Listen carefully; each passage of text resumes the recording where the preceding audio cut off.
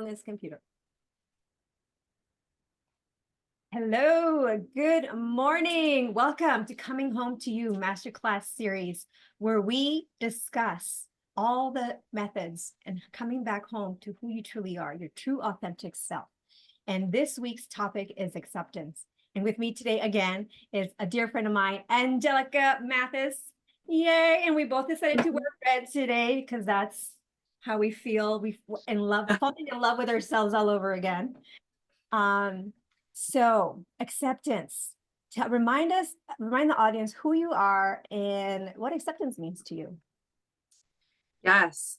So my name is Angelica. Thank you, Margarita, so much for having me here.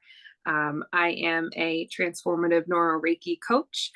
So I work in neuroscience and energy healing. And interestingly enough, with acceptance, I wasn't quite sure this time what I really wanted to say, because like acceptance is like such a well-rounded concept for me. I was really feeling into acceptance in, on this transformation journey. And I know we've talked about on my journey like radical acceptance and what that means of like really accepting and loving. Here comes the red, right? Loving all parts of you, and grounding in to who you are, and you get to accept in order to transform and really make changes that you're looking to create. Yeah. And that was one of the things, when I talked about the topic and calling people and inviting them to come in, they're like, acceptance of what? I'm like, well, what does it mean to you? Right? Because it, like you said, it's very well-rounded.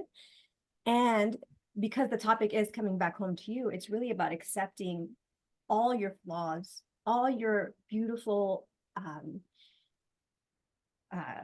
gifts that you have that you were given, and being graceful with yourself. Having grace, right? And that was Yes. the big thing that really helped me start this transformation of healing in my journey, is really accepting myself and loving myself for them. And one of the activities that I did recently this year was to write out a list of 100 things that I've accomplished in my life.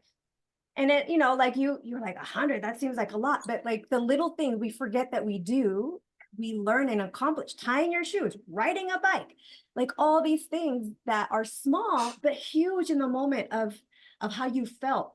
And a lot of the times we forget to celebrate ourselves in those moments. And so all of those accomplishments and all of those successes and beautiful wins get thrown by the wayside and forgotten, because as a society, we pay more attention to what's wrong. We pay more attention to how you can do something better, as opposed to, oh my gosh, like even as a parent, we hear that it's better to do a reward system versus a punishment system. Like, talk to them when they're doing something great and acknowledging them for that, because they're going to want to do more of that, as opposed to telling them when they're doing something wrong, because they're seeing it as still attention. And if they're looking for attention, they're going to keep doing whatever that thing is to get attention. So accepting yourselves and acknowledging yourself when you're winning and celebrating them, so that it really goes into your system, into your energies, and reminder of like how amazing you really are. Yeah. Hi, I just want to welcome Beth and Cynthia to the call today on acceptance. We just started, so if you want to just go around and quickly introduce yourself, and then we can get on to what acceptance means for you. Beth or Cynthia? Beth, you want to go first? Sure. Yeah. What do you want us to say about ourselves? Just introduce yourself, who you are. Okay. What you do quickly, and then. Yeah. Okay. Yep. I'm Beth Roundtree, and I am a transformational life coach and breathwork coach. Great. Thank you. Awesome. So glad to have you again, Beth. And Cynthia. Hi, I'm Cynthia Neobenese-Derbies, and I work with people who are in grief, but and like Beth, it's transformational. So that's what I've been doing for a while now. Thank you. Such an honor to have such amazing women on this call today who are doing amazing work in the world, transformation. But that cannot happen until we go inward and do the transformation work ourselves. And that's why I think this series is so important and reminding all the different facets of what it takes to really accept who you are, becoming vulnerable, being authentic, having boundaries, getting intimate, trusting yourself, surrendering to you. And now we're at acceptance.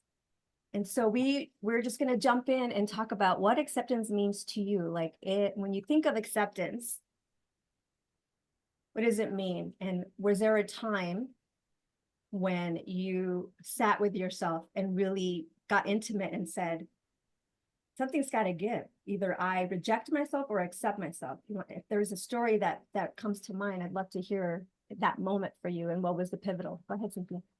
Yeah, I'll start. I may not be able to stay for the whole 2 hours, so if I get this in first. And thank you for your words and the invitation to be here today, because I wholeheartedly agree with you with until we really accept who we are and where, and I'm going to say it this way, what we stand for in the world. I found in the last number of years, in the last 3 years, and maybe others have had a similar experience, that I found people were repeating what other people were saying. They weren't able to say what they stood for in the world. And when I was 14 years old, I remember learning the phrase, if you, how did the phrase go now? Something to the effect of stand up for something or you will fall for anything. And that really, as a 14-year-old, hit me hard, because that's the time you're turning into a young adult and you're no longer a child and you have responsibilities. I mean, I had already had responsibilities for a number of years by age 14. And so you start to think differently. You're not a little girl anymore, right? Something I did want to share about, being in the world and, that point of standing up is when I had to stand up for myself. This is a number of years ago when I lost my partner suddenly and unexpectedly. He was only 37. We had big plans. We were planning a family and a marriage and a new house. Like, it was everything that you ever wanted. And I waited a really long time for that. And so when he died suddenly, it was, of course, devastating. And it's all these years later, I can still feel the sadness of that, because it was such a huge loss. And what I had to do, and I was resisting it, I was pushing against it. I mean, I was of course sad, and I cried and I cried. I literally cried for 2.5 months. I didn't think that was physically possible. And so my world was different and it changed. And I had to get real with myself, because all the people around me, some family members, my best friend left me because so that was an added loss. She left me because she didn't want to hear about how much I loved my partner. And it was extra sad for me because she was really good friends with my partner and we worked together. So it was, that third person was missing, and it was a big loss. And I think she left because she couldn't stand to hear my sadness. So the point that you made about, kind of sitting with yourself. I mean, I sat with myself a long time, and it was one of the most frightening experiences I've ever had, because my partner was my safety in the world, or at least that's how I always felt about him. I felt safer in the world with him, and my safety was not there. And I can't believe I'm getting emotional on this. I lost him 17 years ago, and he's still near and dear to me. still treasure the time we had together. But the point I wanted to make about grief is, and Margarita, you and I had a wonderful opportunity to have a little bit of a chat about it, is that there's no time limit on grief. And so when others are telling you, and I was told this, oh, honey, it's okay if you need to grieve, as long as you wrap it up in 7 days. That was one message. Another message, okay, enough already. Mm. And there was a lot of cruelty to it, and some people wanted me to get graphic about how he died, and I'm like, I'm not going there. So grief is a very intimate, personal experience, and no two people would grieve the same. And so I had to get real when I was being told by so many people to stuff it. And I made a decision that I would just feel. I would just feel, no matter how intense it was, I would feel. And so I started to shift to say, I'm going to honor this grief, because in honoring the grief, I'm honoring this wonderful man that I had the great opportunity to be in a relationship with. So I got to honor him, but I also got to honor us and our love together.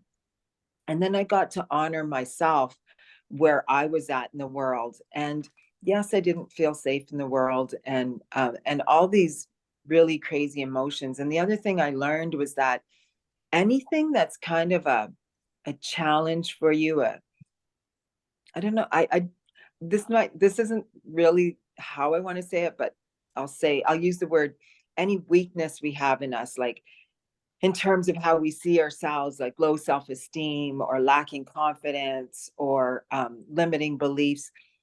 It's all these years later that I can look back and say, wow, any of those things that we're experiencing at the time, and then we have a tragic moment, they get exacerbated. So if I'm already feeling bad about myself, and now I'm feeling worse because I am physically feeling worse, emotionally and spiritually feeling worse, it's really hard to function in the world. And I really had to get real with myself and say, I'm just going to feel this, because in the medical world, they just want to drug you up. And I'm sorry to be so abrupt about that, but that's been my experience, right? And so when I was grieving through my work program, I had a psychiatrist appointed to me. And on my very first visit, I was crying. My partner had only died a couple of weeks before. And the psychiatrist couldn't stand me hearing me cry. So she got out her pad of paper and she said, here's a prescription for you. And I think that made her feel happy to pass that piece of paper to me. And I said, what am I going to do with this? Because if I do this, it's just going to not make me feel. And then where am I going to be in 5 years? And this is me all upset, but still having a level of common sense. And I said, where am I going to be in 5 years if I don't get to process these emotions? If I don't get to accept that I've had a huge loss, and I have to accept it if I can go forward and move forward with my life. And she didn't like that. I went back a second time. I wasn't crying and it seemed okay. And I went back a third time and I was crying all over again. And she lost it. She lost it on me. And she grabbed another piece of paper. And then she's like, you're taking these meds. And she's like insisting. And that's where I ended my relationship with that psychiatrist. I don't even think I finished the third session. And I went home, and I knew I would never see her again, because she didn't have good intentions for my future. She wasn't caring. I mean, she's doing what she was trained to do, but she really, in the whole scheme of things, she was just following what she was trained to do. She wasn't thinking about me as a human being and a woman who had this great loss. And I didn't know at that time I would never have another opportunity to have a baby, so that grief sometimes lingers for me, because I was one of the young women, like, and even with my mom, I'm going to have 7 babies. when I'm old enough, I'm going to have 7 babies. And I wasn't, because of life circumstances, allowed to have one. So there's a lot of grief can be compounding, and that acceptance can be difficult for people. I totally understand that, because it's not an easy road, and it's complex. So when working through grief, you have to you have to be gentle with yourself, and you have to allow those layers to naturally lift off. But on the other side of it, I have to tell you, because I became emaciated and I lost 25 pounds, I figure I lost all that water from crying. And I actually did look kind of scary, because I was like a walking skeleton. And one of the doctors that worked in our office, when I saw her a year later, she said, "Oh my goodness." I said to someone the first time I saw you after Kevin died, I said, "Grab that woman, put an IV in her arm, because the wind is going to blow her away." So that was a really dramatic change. And I'm sharing that in hopes that, any listeners will say, "You know what? She's telling part of my story." And so I can empathize with the struggle. And the acceptance hard can be very, very difficult. But I would say lean into grief, um, embrace it. And from a counseling perspective, I learned that if you hold your grief like a baby, and you sit with it and you rock it and you say, I see you, I hear you, grief is with me, and that's okay, because something really big happened to you. And you, as a human being, get to feel the loss, the full weight of what you lost.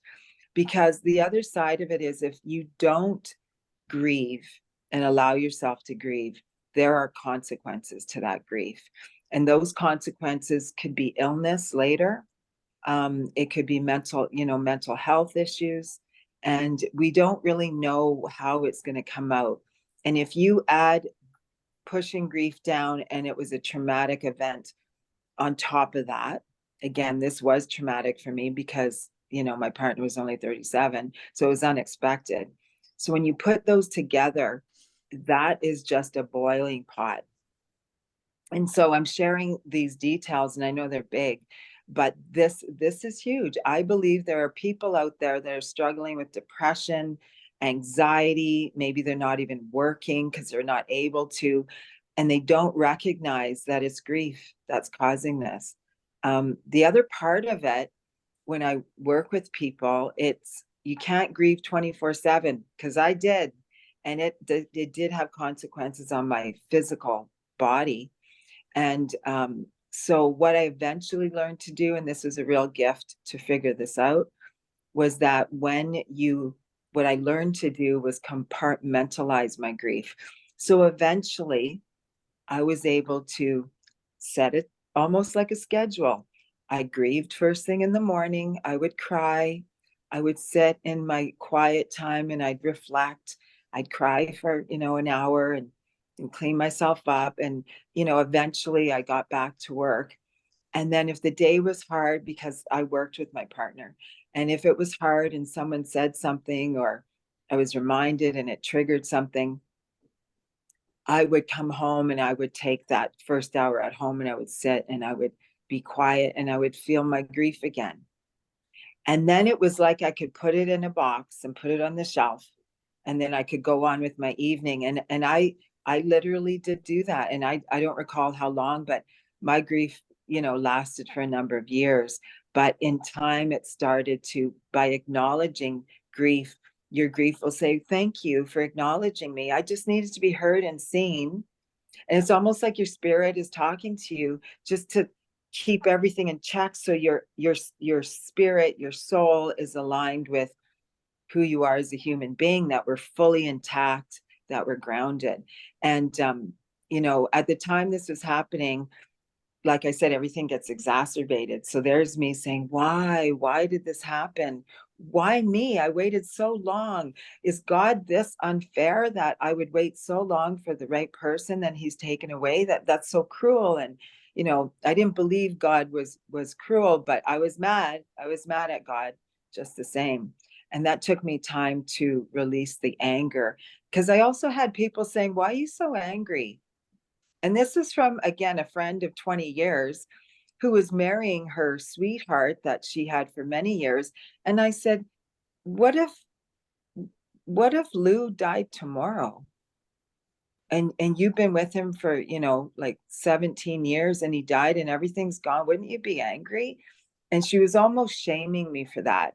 So my message to people in acceptance: accept where you're at, accept if you are in grief. There are people out there that can support you through grief. If you're angry, there are anger coaches out there. Any kind of additional supports. Never, never, never give up on yourself. There's nothing wrong with you. I know the world wants to tell you grieving is bad. Get on with it, forget it, stuff it. Stop talking about the person you love dearly. I'm using that example, but I also recognize there's other forms of grief, like a loss of a job or a best friend that I mentioned earlier. Those are things to grieve too. So when we accept where we are, and I think maybe the hardest part is to stop caring about what other people think about you. Because I really had to do that. I really had to say, I put up my boundaries to say, even to one of my siblings, don't ever tell me not to talk about the man that loved me so much. And others would say he was my biggest fan. Like, how many of us get to say we have a biggest fan who's also your partner? Like, that people don't often have those experiences. And for a short time I did, and I have great gratitude for that. So while I've shared all this with you, my acceptance was my life changed drastically. I had to accept I was having raw emotions that were real, and I had to pay attention to them and not stuff them. I had to accept, sorry, did you want to say something, Margarita? No, I was clearing my throat. Sorry. Oh, okay. Yeah. But we also have to accept, just where we're at and what we're capable of doing. I wasn't capable of working for a time, but I was also, this was a surprise to me, not even capable of taking care of myself. So for a little bit of time, I did have one of my sisters live with me, and she cooked, and it was amazing. So if she put food in front, I would eat maybe a saucer full of food. I wasn't able to eat much, but so maybe as I wrap this up in terms of acceptance, because this is, I guess, a topic especially in relation to grieving, that I could say a lot more about. But what I'd like to finish with is, for people out there that are listening, and maybe you're not grieving, but somebody who is, just little tips you can do is, back in the day, I always think of the 1950s, a casserole dish. Somebody, when people move into the neighborhood and you welcome them and you bring them a casserole to welcome to the neighborhood. When people are grieving, we have a hard time taking care of ourselves. So bringing some food, something homemade is awesome. But even something, that you store bought, whatever, milk or eggs or, really nice bread, something that people can grab and eat without having to put a lot of thought into it is a really thoughtful thing for people who are grieving. Just offering to, do a grocery run for them is really helpful. And seasonally in the wintertime, to shovel their walkway, to knock on their door and say, here's your mail. Any of those common sense, everyday things that we don't even think about when we're not grieving.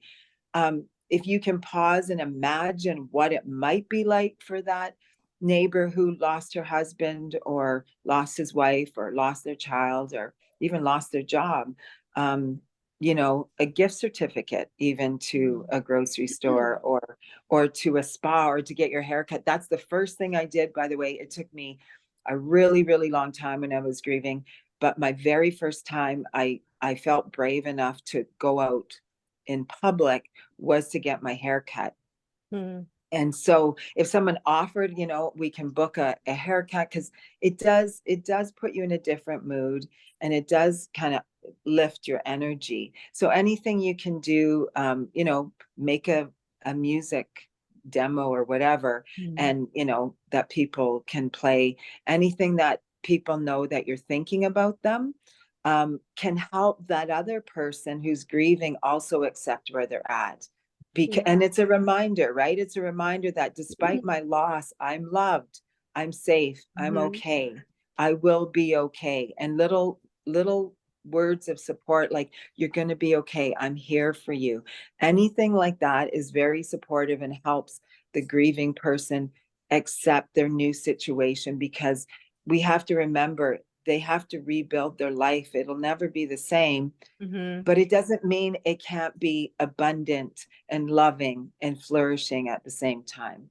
So It starts with accepting that process, right? And then what I'm hearing you say too is, for the people who are the friends of the griever, right, who's going through it, to also accept their process, accept them where they are, because I feel and I hear it, because I have family who's grieving, and I hear it. It's like, it's been 2 years, you get over it. Like, oh my gosh, I can't Yeah. believe you're still being so demanding or so needy and so this and so that. And it's like, have compassion, first of all, right? It's what I'm hearing too, is this is remembering, for everyone out there listening, remember, like, grief is a journey and it is a process. And if left or hurried, can have a detrimental effect on your life and in your health and in the decisions that you make, because you're out of alignment with who you truly are. And that is where I want to get back onto, like, accepting, because what I heard you saying too is I was hearing myself grieving me, who I was as a kid. Mhm. All these years I went and molded myself to be a version of myself I thought everybody wanted, that was accepted by everybody. But what that did is that got me out of alignment with who I am. And now that I'm in this position, I realized how much grieving I went through, and acknowledging that I forgot who I was even. Mhm. And so it took, that's why this series is so important, because I also recognize how many of us, especially women, have done that. And especially mothers, you lose yourself in your motherhood, and then you completely forget your identity as the individual before the kids. And at least that's for me, that was my case. And so just accepting that journey and having grace with myself was what gave me the willpower to Mhm. move forward, because I had a really huge, loud judgment critic in my head who was happy to be loud, happy to be seen, happy to be, rambunctious and causing a ruckus. And I barely hear her now, because I've accepted myself and my flaws. I've gone deep and gotten vulnerable with who I am, and I've allowed myself to get vulnerable with the people around me so they could see the true me. And I'm still figuring it out. Like 2 weeks, I don't know if who else got caught up by the full wolf moon here, but the energy of the wolf moon brought up a lot of surfaced a lot of old feelings. I didn't even know what they were, but they felt like sad, just heavy feelings. And I got lost in the drift, meaning like I got back into my mediocre life of being comfortable in my zone of, not being hiding, not showing up and playing small and all of that. And the difference is now I recognize it, which is so important, having that awareness, accepting that I'm there, and then giving myself a time limit. Okay, how long you want to sit in the crap? How long you want to sit in this caca? All right, give yourself, you want a day? You want 2 days today? Oh, wow, that's a long time, but okay, 2 days, got it. Move on, right? Or getting the support and calling people and being like, oh my gosh, I recognize that I'm in this funk. Help me. Right? So accepting help from people too is hard for a lot of us. Yeah. Asking for help is hard for a lot of us, me included. Like Yeah, asking for for sure. support is the hardest thing. And sometimes you feel like a burden asking for help. And on top of that, I feel like society has made us feel like asking for help is a weakness. Do it yourself. You got it. Right? When we are community social beings, it is in our nature to commune and help each other up and raise each other up. Like, I think, Cynthia, you were telling me on the call last night that, when you had a grieving, or even when you have a baby or anything like that, they take you away and they nurture you and they take care of you and Oh all yeah, of the these things. indigenous. Yeah, Yeah, like just there's so many to, cultures who do things like that. And I think Yeah. that's one of the things that we are stepping away from right now, is we're stepping away from those beautiful cultural community ceremonies where we take care of one another and we show that compassion and love in such a deep, profound way, where we feel accepted, where we feel wanted, and we feel like we belong, because we're not feeling ashamed for still grieving after 5 years, right? And it does come in waves. You're going to have a moment where all of a sudden you're like, oh, I am feeling grief today out of something random, right? So Angelica or Beth, is there anything that came up for you guys in the share about acceptance in a moment? Go ahead. Yeah, my own like journey with grief was like mainly with a miscarriage, which taught me so much about myself. I have 4 daughters. I'm pregnant with my 5th child currently, but almost actually exactly 2 years before the due date of this child, I lost I lost a pregnancy very early, and I tried to shove back the grief by saying, okay, it was super early, most likely just because of the circumstances. It was probably a blighted ovum, probably nothing, like no, there was no cell division, there was probably no soul attached to it. But I ended up just sort of in shock, not processing any of it, because my body, it didn't matter to my body. My body was getting ready to grow a human. And I didn't let myself grieve initially. And yeah, it was one of the hardest experiences I went through, and the healing that came out of that once I started accepting that and realizing that there was so much I needed to work on. Yeah, that grief was really healing for me once I accepted it needed to happen. It's beautiful. Yeah. Thanks. It's so, I'm just sitting here in awe of and in fascination of in what's coming up in my life right now, and how perfectly generated these conversations always are. Mhm. They're on my journey of transformation. You know, I always wanted to be the high vibrational. Let's be in the light, be in the high vibrational. Like, that's where I find joy. That's where I'm happy. That's, you know, and anytime something that wasn't high vibrational came up, I was like, okay, let's shift out, shift out, shift out, shift out. And I developed the tools and understandings on my journey on how to shift out of that. And what I've really learned is that, you know, you get to acknowledge what is coming up and accept what's coming up, because it's coming up for a reason. It's coming up at a beautiful time for you to move through, break through something in that moment for you to get to your next level. And I had written down, Cynthia, as you were talking, is that you get to embrace and accept the shadow in order to truly embrace the light. So that's really accepting and loving the full compass, because you cannot have light without a shadow, and you can't have shadow without the light. They go hand in hand.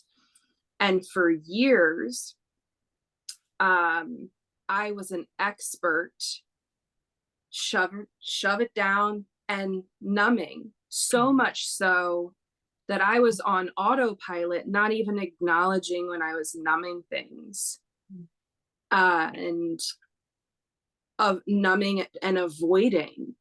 And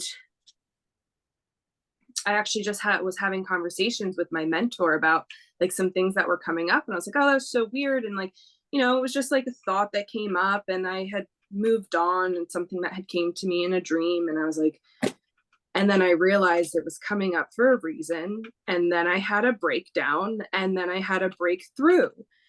And it was like seeing just in that moment how quickly it was for me to just not acknowledge, because I've had far more years of numbing experience than accepting experience, and that's okay. It's a process, and I'm learning, and it's a beautiful thing of just learning to feel it all and to really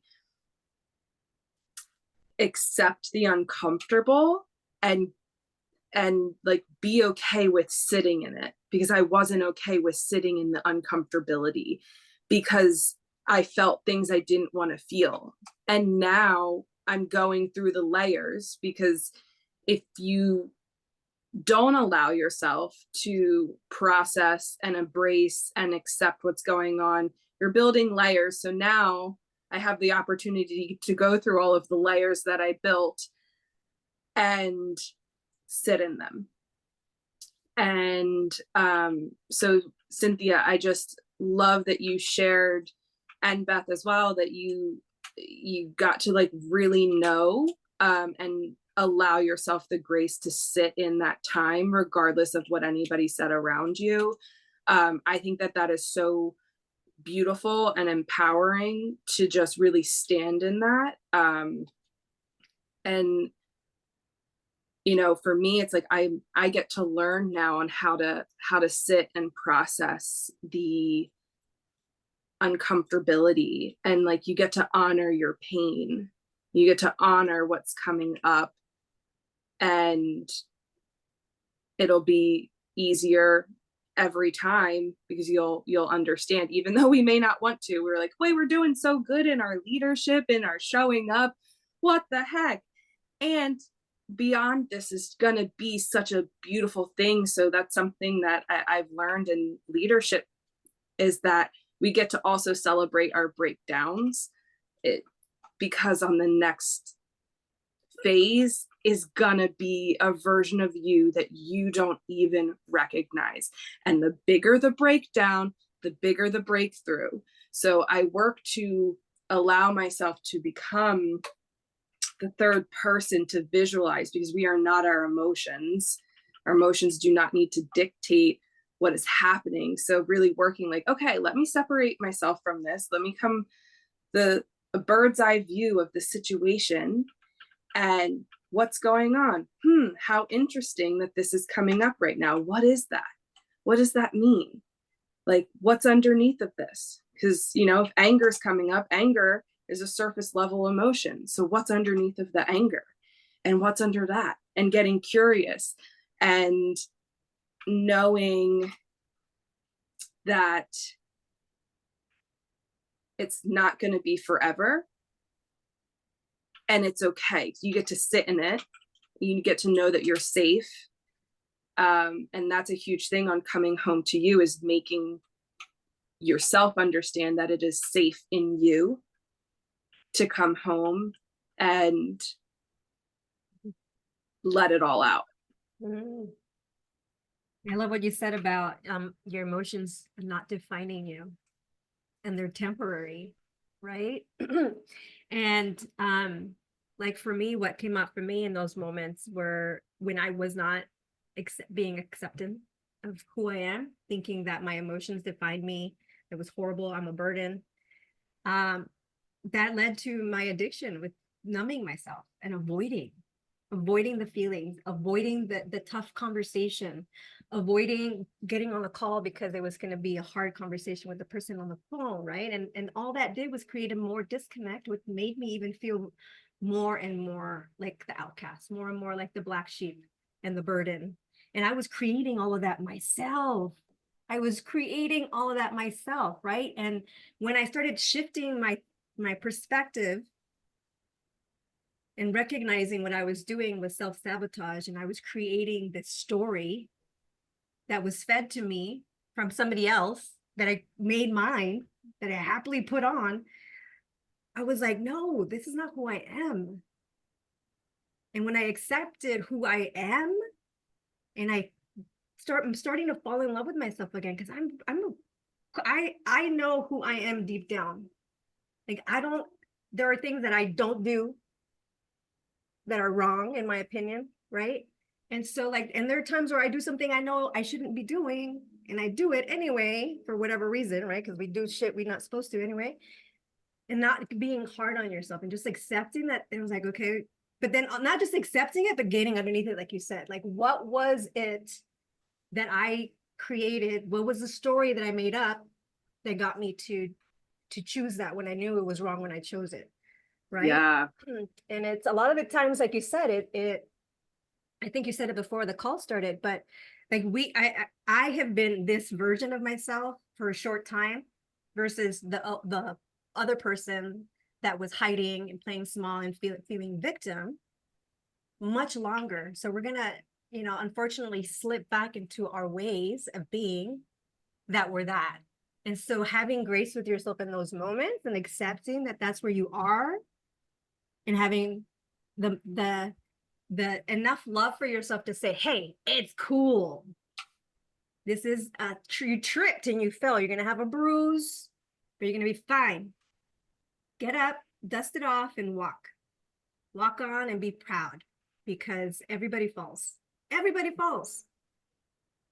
No one's perfect, right? And so we go around pretending like we are. We're sitting there and just setting ourselves up for failure. So when we can accept ourselves, I feel like the more we are able to accept others for who they are. Oh, absolutely. Again, that idea of mirroring each other, right? If you can't accept yourself, but you're judging somebody, it's because it's not them, it's you. You're not accepting of yourself. So yeah, thanks for the reminder of that. And Marguerite, if I could add to what you were saying, this is something that's kind of interesting. So one of the strategies I had, again, I'm giving you insight, long after, losing my partner. But one of the strategies I had to get through grief, even though I partly knew it was wrong, I stay busy. So what did I do? I was already kind of introduced into the working world as a workaholic. Our stepdad, we were like little soldiers, and we were always having, anytime he turned his head, you had to be working around the house, right? And I carried that into my work life. So I worked and I worked and I worked. I was already a bit of a workaholic, but for the grief strategy, I started that again. And so the interesting thing about that is you get applauded for working so hard. But I just want to caution people and warn people that if you're working 60, 80 hours a week, guess what? You're not nurturing an intimate 10-10 relationship with someone, right? You're not nurturing yourself. You're not nurturing another relationship. And, it really, I just kept doing that and doing that. Eventually I went to school to do a PhD. Anybody out there listening who's done a PhD, you live and breathe it 24/7, in my case for 6.5 years. And sorry, I'm on my phone and somebody just called in. So anyway, just to quickly wrap it up. So when I went to school, I was doing the workaholic thing in school as well. And after all that, I actually had to really work hard to reconnect with all my siblings. And I was losing them as we think that when we have family, oh, they'll be there, my brother, my sister, they'll be there. Maybe not.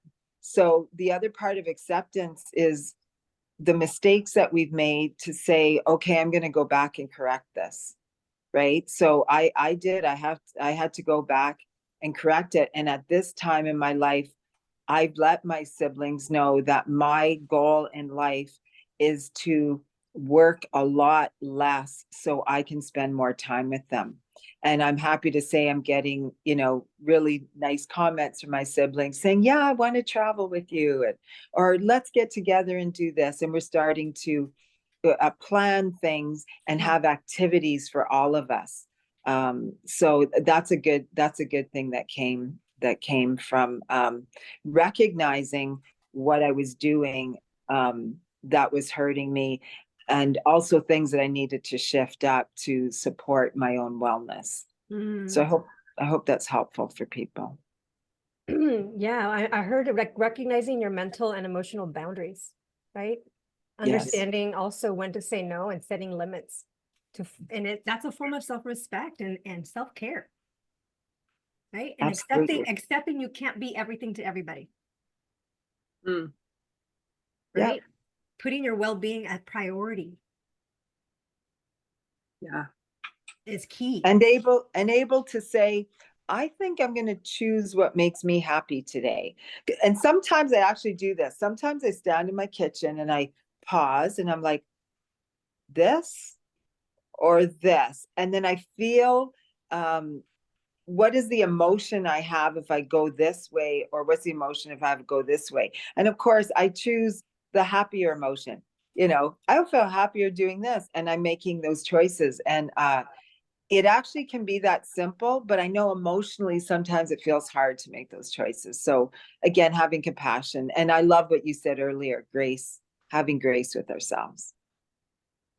That's my capital G word of the year. It's really what really helped quiet my judgment critic, my critic, you know? And doing the self-care, I noticed that when I don't do self-care, I am more likely to be triggered or activated because I'm not taking care of myself. And my cup is getting empty, and I'm sitting here trying to show up for everybody else, and it's like, no.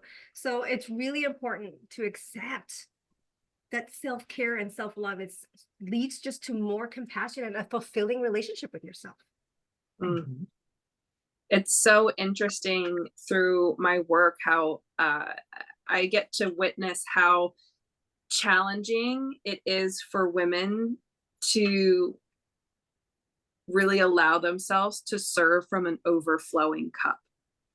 Like burnout, they're like, oh, why am I burnout? Like, you're serving, you know, like we serve, we want, it fills, in my experience and the women that I've generated around me, it fills us up, you know, to give back and to support.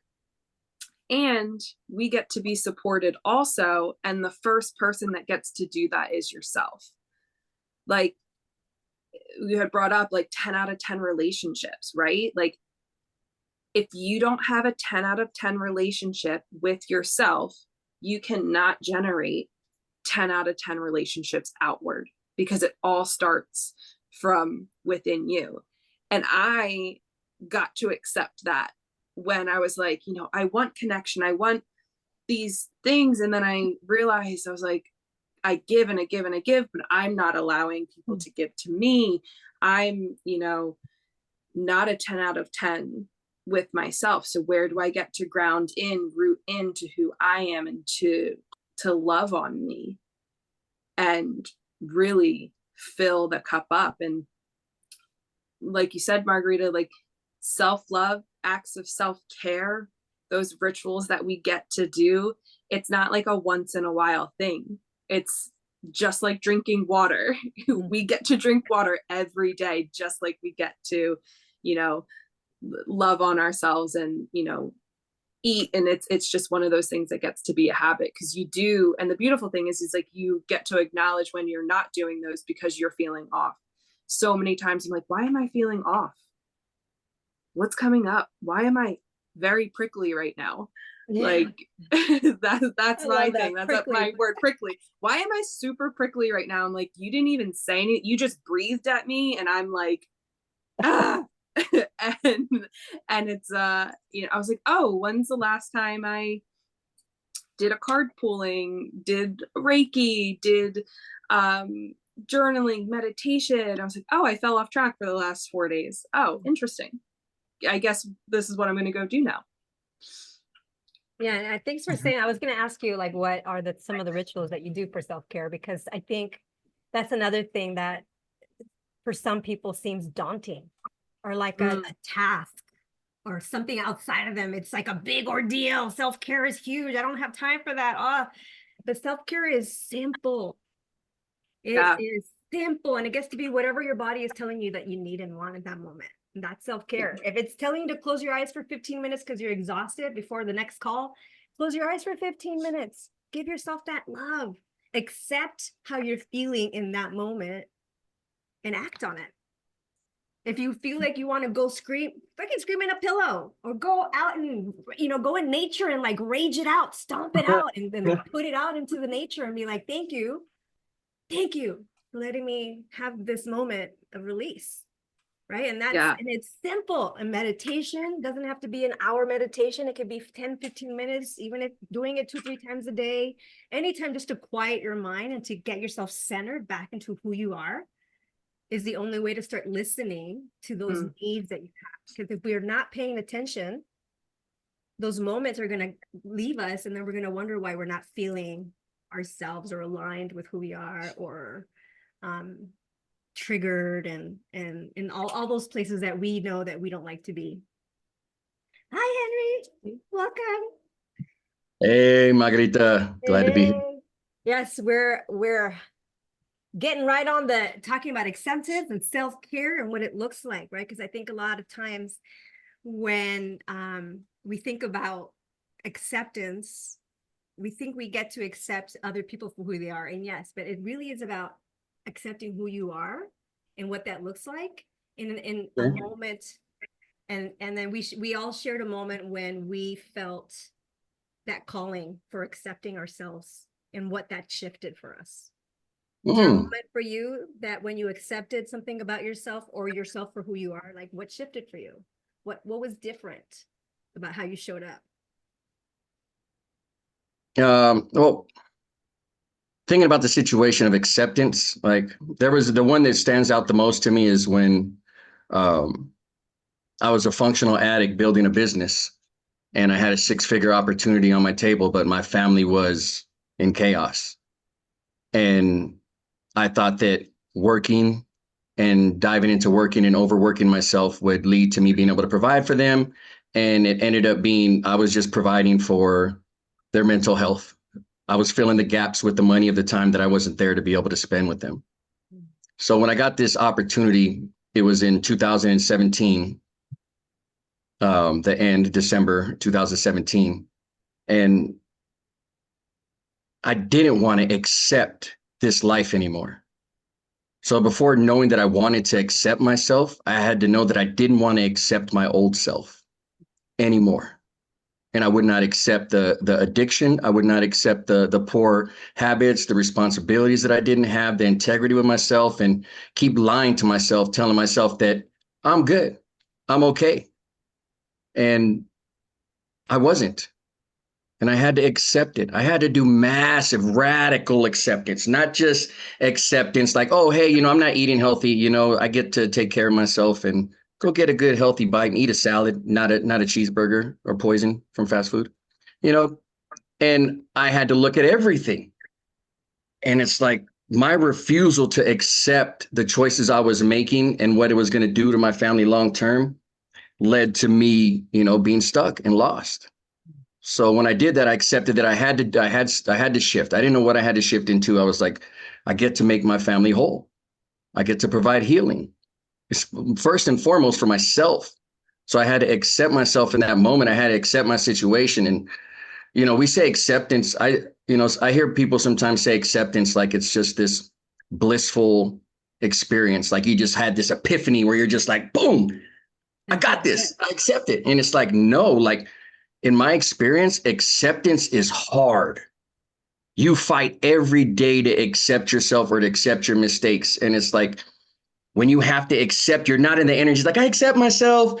And like, that comes after. That's like stage 3 or 4 or something like that. It's like, you're sitting there, and I remember myself, for anybody that's watching this in replay, I remember my moment in acceptance was sitting in a lonely studio apartment, building a business, strung out on opiates because I was in a car accident and I used it to mask my pain of the alterations it did to my life.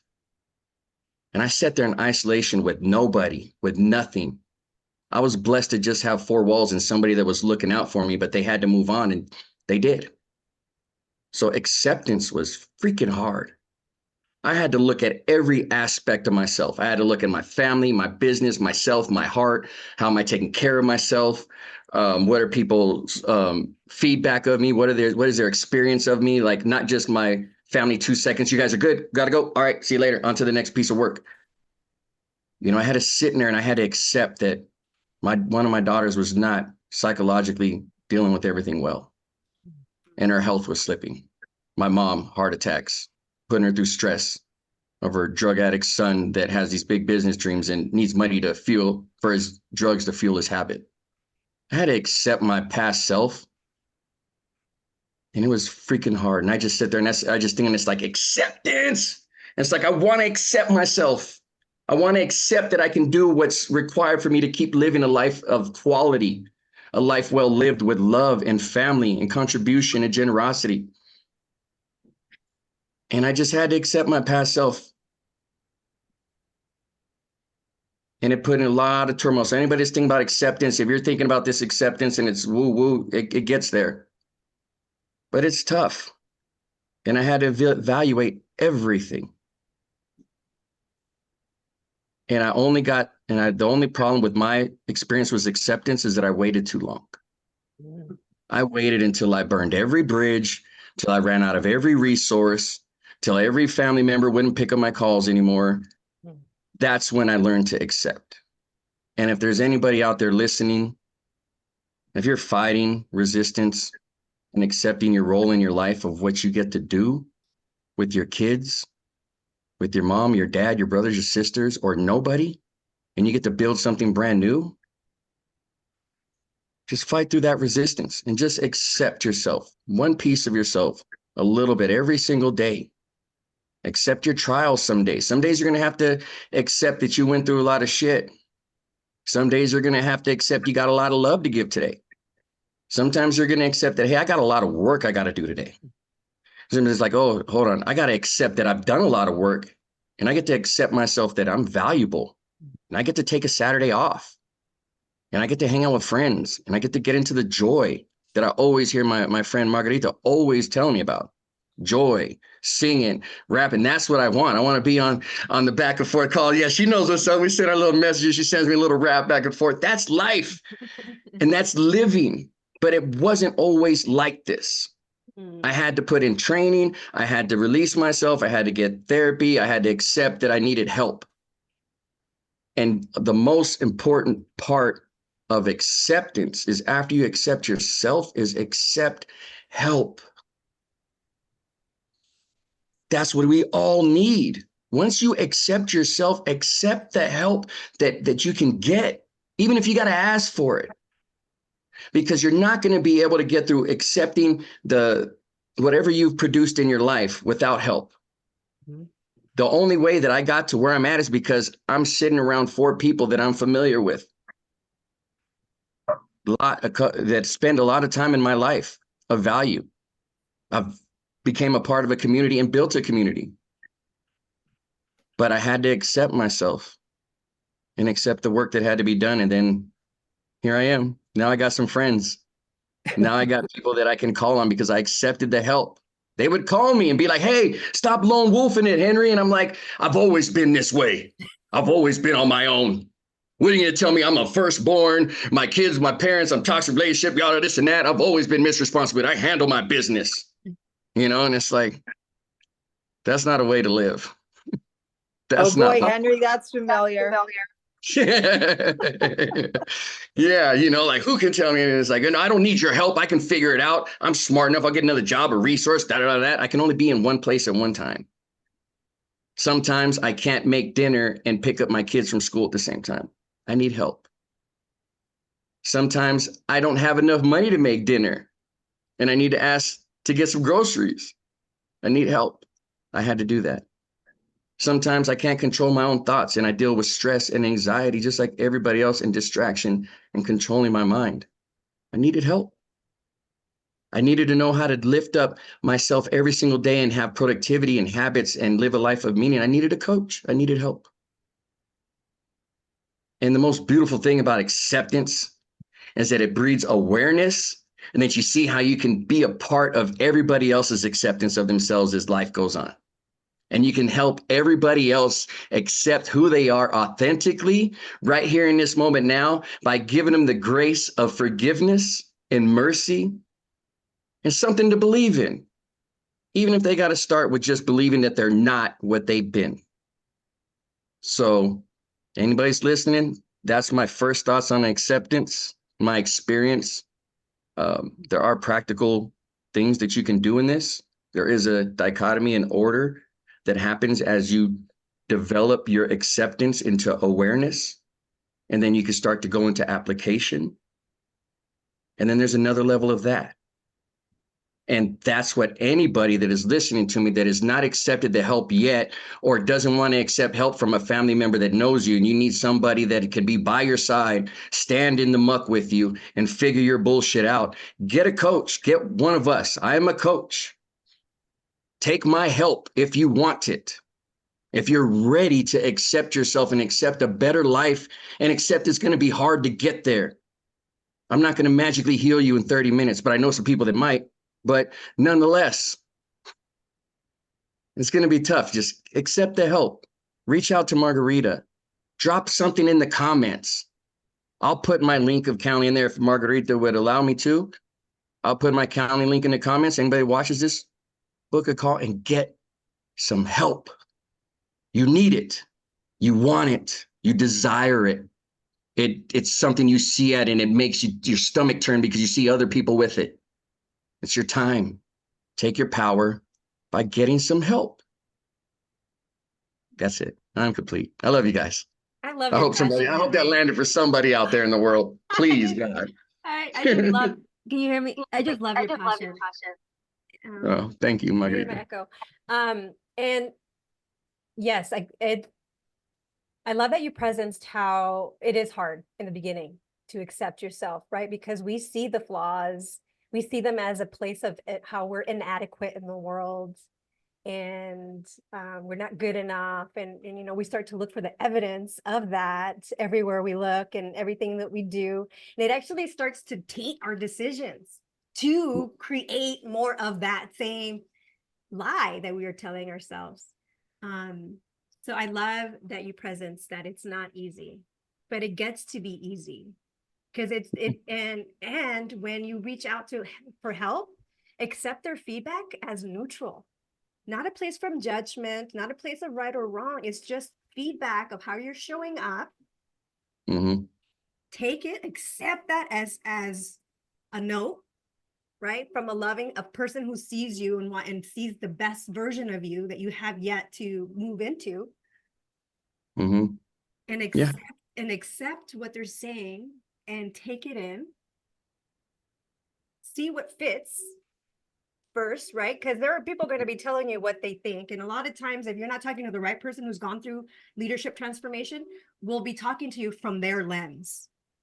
Mm-hmm. Of judgment, their lens of insecurity, their lens of story that they're still seeing from. So I say that lightly. When somebody gives you feedback, see it as neutral, and then also figure out, like, does that fit me? Is that really how I was showing up? No, that almost sounds like it was their trauma speaking through me. It was not about me. And a lot of times that's one thing that helped me during this process of understanding that when people get in my face or get triggered by something I say, it's not me. There's nothing wrong with what I said. Mm-hmm. It's them being in their lens of insecurity that gets triggered, and they react to you in that moment. Yeah. And that's, for a long time, I didn't understand that that's what was happening. And I kept saying, like, why am I so broken? I don't understand how I'm triggering people. I don't understand why I'm being honest and authentic. Why is that causing problems? Right. And I didn't realize that I'm a disruptor. I'm a disruptor because I don't like people sitting in their BS, in their mediocrity. Right. But because of the way it was being presented, and I didn't have the tools or the knowledge, that I was using that as a form of judgment against me. And that prevented me from showing up. Yeah, because I love that, because what I'm hearing from you in the beginning is that it's about taking inventory. As you accept everything, it's like looking at everything that you're accepting. So it's like anytime that I'm working with somebody and I want to give them a, hey, Paula, what's going on? Got some energy up in this place. Wait for the fire. Let me be the smoke before the fire. Yes. But yeah, so like there's Thinking these, about if somebody. there's one practical step I can give somebody as they move forward after their acceptance, it's like, okay, I accepted myself. Now what? And it's like, what are you accepting? So it's like whenever I'm working with somebody, I like to empower them to accept themselves, and face their futures and stand in their present. But when they stand in their present, the first thing I have them do is like, all right, you're empowered, you're ready to move on and take on your life. Now sit down and take inventory. Where do you need help?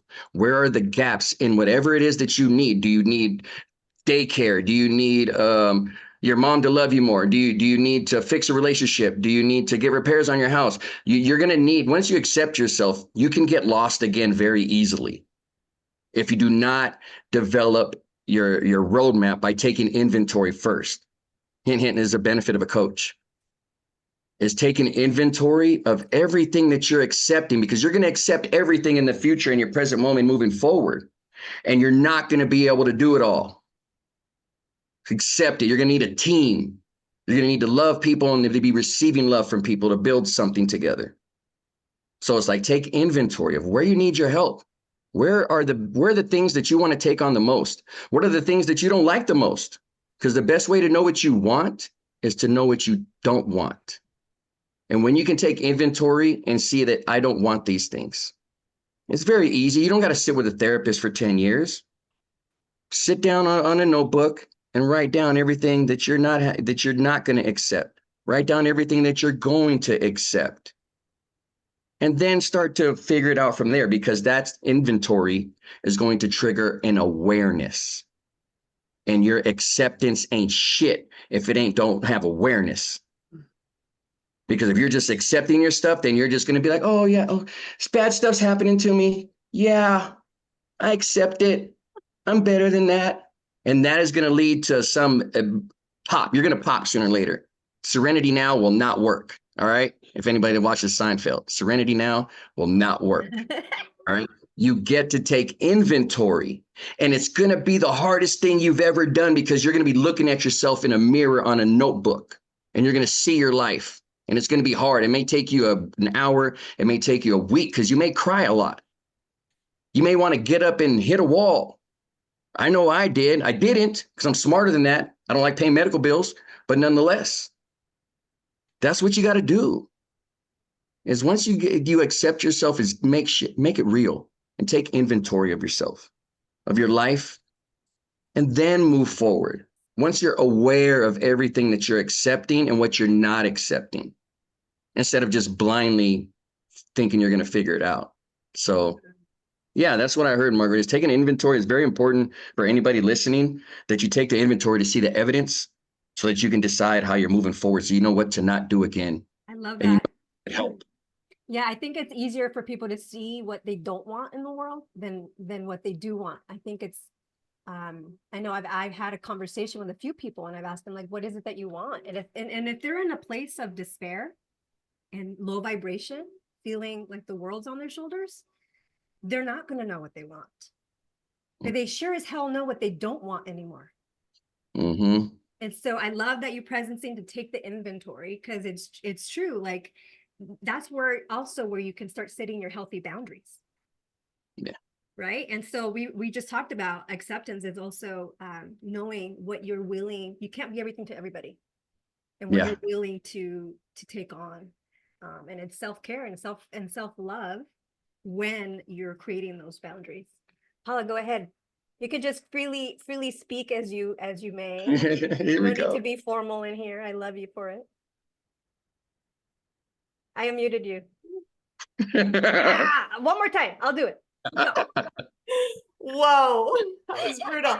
I feel like the universe doesn't want me to speak right now, because, man, I feel like I'm going to throw a thorn into this conversation. So, like, this word acceptance, it doesn't align with this version of me today. You know what does? Alignment. So hear this. I don't accept shit. I don't accept anything that isn't in alignment with me. I didn't accept that my life was boring. I didn't accept that my money was not where I wanted. Like 10 years ago, before I chose me, I didn't accept that life. I didn't accept the rage that I experienced daily. I didn't accept the sadness and the despair. I didn't accept this was the mediocre life I had. No, I did not accept.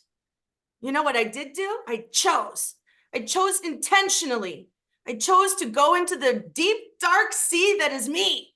I chose me every single minute for the last 10 years. Cool?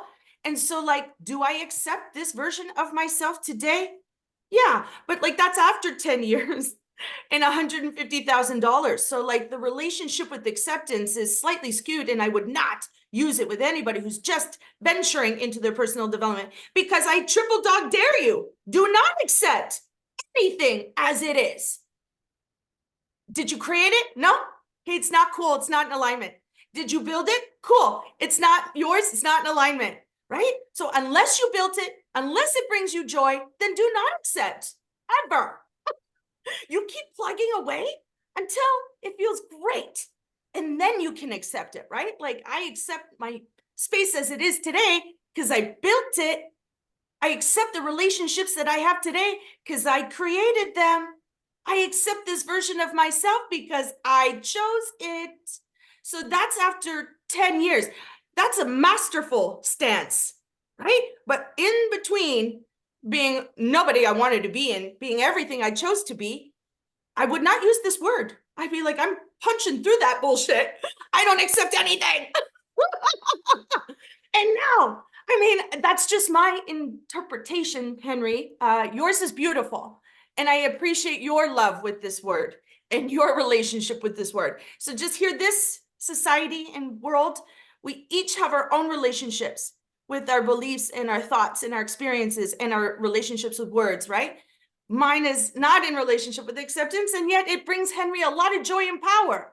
So to each his own. Let me take you back a couple seconds, because my intro, just like you, Paula, is the first thing that I told people is that acceptance sucks. It sucks to accept shit. Your acceptance is not like, oh, I accept everything. Oh, acceptance is like, I don't want it. I don't want it. Fuck, I'm not Okay, great. I accepting missed myself. the I'm boat. Sorry, my accepting the love. pain. I knew it.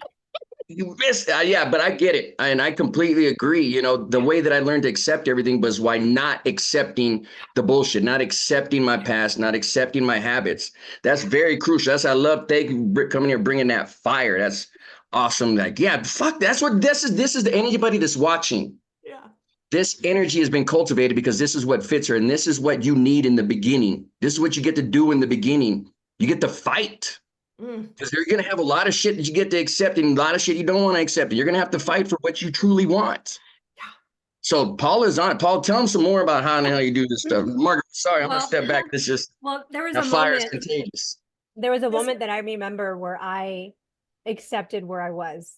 It wasn't a good place, but I accepted it. I accepted it really? because I had nothing else. Mm. Right? Because at that moment, and up until then, I kept pushing this version of me away. I'm sitting in the car again, crying, feeling depressed. I didn't have it in me to take my life. And so I was like, something's got to give. Something's got to give. Like I feel like a burden, and I'm this and I'm that, and I'm a horrible, and I can't even get up and play with my kids. I don't even show up for them. Like this is horrible. Like, this is not who I want to be. But in that moment, what I accepted was the pain that I was going through. I accepted that the journey and the pain that I went through was for a purpose. And in that moment, I chose life and I chose me. And then that's when I was able to move forward in looking for the help and the healing and the transformation. And that's when I started incorporating, doing healing summits. I signed up to every free healing summit in the world, and I learned about EFT, energy medicine, gut health, and all this stuff. And I was just like, oh my gosh. And when I implemented those, I realized that they actually worked and I was healing myself. But it started from a place of accepting my shit. Mm. accepting the dark space I was in, because up until then, I kept rejecting it and saying, you know, it's horrible, it's horrible, it's horrible. I'm a horrible person. But then when it said, I was like, wow, is this really who I am? No, this is where you are right now. Is this where you want to stay? Mm. And in that moment, I was like, no, fuck no. This is not who I am really inside. I get to show up as who I am. And I didn't know who that was anymore. I didn't know who that was anymore. And I had to also accept that I had to chip away at that David that I hid away so many years. It's a beautiful David. Is there a female version of that word? I don't, Davida. You're not beautiful. At the end, we're good. Listen, while we're on this, because you and Henry presenced this process, this opportunistic process that serves everybody. There's absolutely nothing wrong with this process. And there's another opportunity. Cool. So like I fully energized this process up, knowing what I want from experiencing what I don't want. Cool. So like I was a veterinary technician once upon a time in another life, and I did that job for 7 years. And in those 7 years, I learned everything that I did not enjoy about human companionship with domestic animals. To be precise, I didn't like how humans were treating their pets. I saw it in my face every day for 7 years. I'm like, ooh, I don't like that. I'm not going to be that girl. Ooh, I don't like that. That sucks. That's mean. I'm not doing that. So like I had 7 years of painful experiences that educated me on what kind of a companion I'd like to be for my animal. Now, he's 15 next month. Let's fast forward 15 years, right? Like that's how I obtained my animal. And ever since then, I've been choosing me. And so what's the new space of me? I'd be like, hey, world, how about we energize instead of into the pain? Let's energize into the joy. So instead of me looking at what brings me pain, I want to look at what brings me joy. So when I'm out in the wilderness, instead of seeing a shitty human doing a shitty thing, I'm going to say, no, good juju. It's my butt. I'm the boss. I want joy. I find joy. I look at the greatness in everything. So now I start to see human beings. Oh, I love that guy. Thank you for being so loving with your dog. That is my new lens. I've recircuited my brain to create from a place of joy. And so I don't see shit anymore. I see greatness. And so it's just another option, folks. You know, it's just another option to energize in a way that serves you, right? Like, why would I spend my days looking at things that bring me pain? No, I know that shit's out there. I don't need it in my space to bring me down. I'm going to choose how I see things. I'm going to choose what I look at. And then people look at me like, Paula, where do you get all this joy and energy? Because I choose it. It doesn't fall from the sky. I wake up this morning and I'm like, Paula, however is this day, let's spend 5 minutes with Choo Choo. Mwah, mwah, mwah, mwah, mwah, mwah, mwah. And I choose it. And I choose every single minute joyful experiences. Hence this. So if you don't want to experience pain, or if pain is really right here, you have another option. Opportunities. I'm complete. Thank you. I love your passion too, Paula. Angelica. Wow.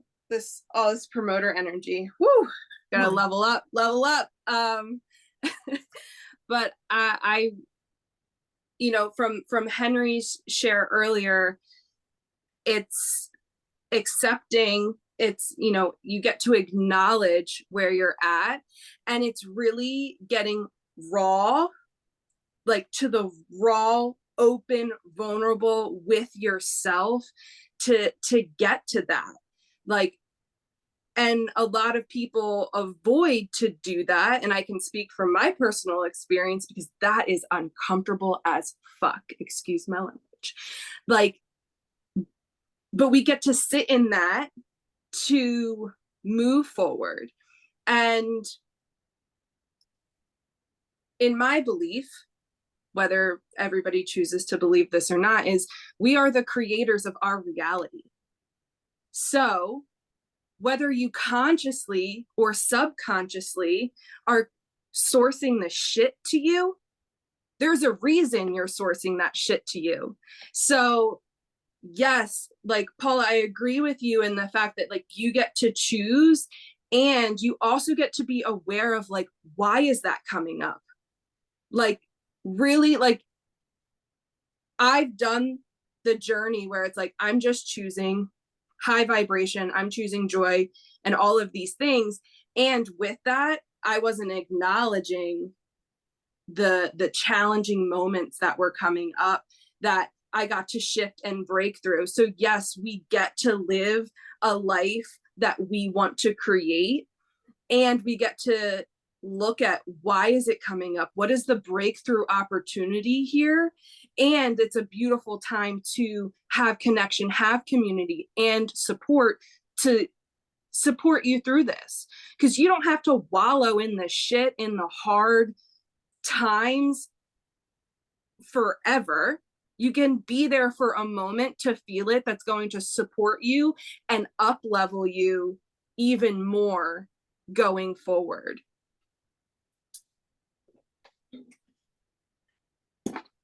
Yeah, I'd love that, Angelica. That's great. I'm thinking of like right now hearing Paula and myself and Margarita and Angelica. What I'm hearing is that we have our methods for acceptance, and everybody chooses pain or pleasure. Anybody's been to a Tony Robbins seminar, you know, the whole choices that we make in our mind is do we want the pain or the pleasure? And we're always trying to find a way to choose pleasure. So it's like I hear some of us like we want to choose pain, because our pain brings that reality to our face, and it ignites a fight in us to go forward. And then some of us, it's like, okay, I'm choosing the other route. I choose love, and what was it I said? Like, yeah, choose love and everything else, the good part of the acceptance. But it's obviously a part of both, I think. I think it's clearly a part of both. I almost lost when I was like, get through the bullshit, Henry. It's both. It's all of it. Pain, pleasure. It's both of it. You're going to have to choose one or the other all the times, but you can turn your pain into pleasure when you accept yourself and accept the situation that you're in, and you can flip it on its head, and you can continue to, when you face this pain, to choose pleasure and overcome everything. Yes, pain into purpose, pain into pleasure. That's where you get power is my new one. Yeah, power. Like power. There's power in pain, right? Because if we Yeah. all lived in La La Land all the time, we wouldn't grow. We wouldn't expand. We wouldn't want more of ourselves. Yeah. And we would get complacent and mediocre, which is where a lot of us are, right? In the drift of mediocrity. It's like just skating on by. And that's another thing, right? Is accepting where the world is, instead of being a disruptor and saying, hey, this is not cool. Right? Like we all sit idle by and letting things happen when we know it's BS or there's crap happening. I was like, no. And then we wonder why we are where we are. It's like, it didn't happen overnight. It took years to get here, when we accepted it by not saying anything, even though we knew it was wrong in the beginning. I love what Beth said. I love her comment, you know, like giving birth. That is pain and pleasure. That is pleasure that starts with pleasure, goes into a big old pain for about 9 to 10 months, and then it's pleasure again. And you choose it, and you accept it, and you love it, and you go over the pain and the pleasure. Thank you for that moment. That was a good comment, Beth. Right on. Gold star. To give her some top contributor award or something. We almost forget the pain that we go through because we have more kids. It wasn't enough. It's like amnesia almost. You're like, we forgot the fire ring that we I want to do it again. I'm gonna do it again. Gotta do it again. And then my sister did it 6 times. I was like, whoa. I don't have any children, so I cannot relate to that pain. But I did spend 10 years unraveling the essence of this being, and that was painful. I did 10 years of intentional pain, facing caca, digging in deep, like when I was like, folks, at year 5, I'm like, whoo, I'm good. No. At year 7, I'm good. No. Here I am at year 10. Am I good? Yeah. I'm not sure that there's a whole lot more to unravel. I feel like I've accessed all my greatness. And it was a traumatic journey filled with joy because I now relate pain to joy. So it was sexy. You gave birth to yourself like a phoenix. Yeah. You birthed this amazing ball of fire because you are an amazing fireball. You Oh, rebirth. So it's like best analogy of giving birth. It's like you're giving birth to yourself. I've never given birth. That's a fact. Come on now. I've never given birth. I've seen it. possible. I never know what the experience is like, but it's like rebirth. Like that's what we go through when we accept a little bit. It's like our old self is dying and now we're being born again. We're rebirthing. I mean, I practice what I preach because I got it right there. I'm going through some rebirthing myself. We get to continually, elevate and evolve and give birth to our new selves again. No matter every time you accomplish something and every time you face something that you get through.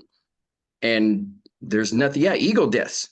That shit is hard when you're like, oh, I let everybody down. Like, oh, I'm going to go away for a while. I'm going to take a knee for a little bit. And it's like, oh, God, that sucks.